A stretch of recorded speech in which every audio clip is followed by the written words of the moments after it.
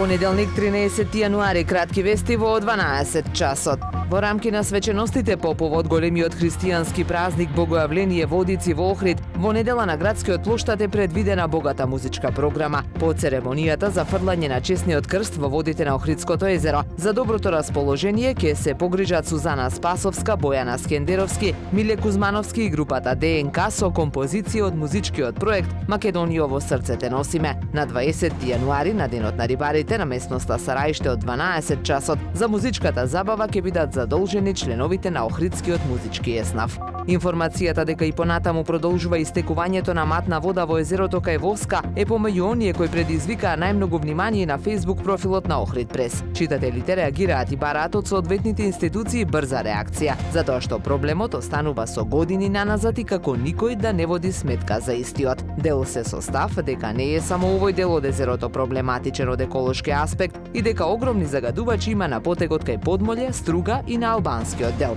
Подсетуваат и дека градска плажа некогаш била еден од најубавите и најпопуларните делови на езерскиот брег, за денеска да стигнеме до ова непосакувано ниво. Има ли друг начин за достава? И да нема, мора сами да создадеме начин, порачуваат читатели на Охрид Прес, кои до редакцијата испратија фотографии од градската чаршија со автомобили, но и поголеми комбиња што се движат по истата како по улица. Се уништуваат и плочките, тоа е правено за пешаци, мора да се најде друг начин. Никаде во светот ова го нема, реагираат револтирано. Додаваат дека ова не е убава гледка и за туристите кои ги има во се поголем број во Охрид, особено во центарот на градот.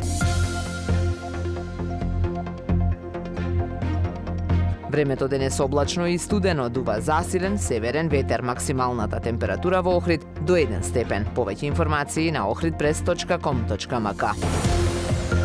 Уредник и водител на вестите Даниела Спасик. Технички реализатор Реджеп Селман.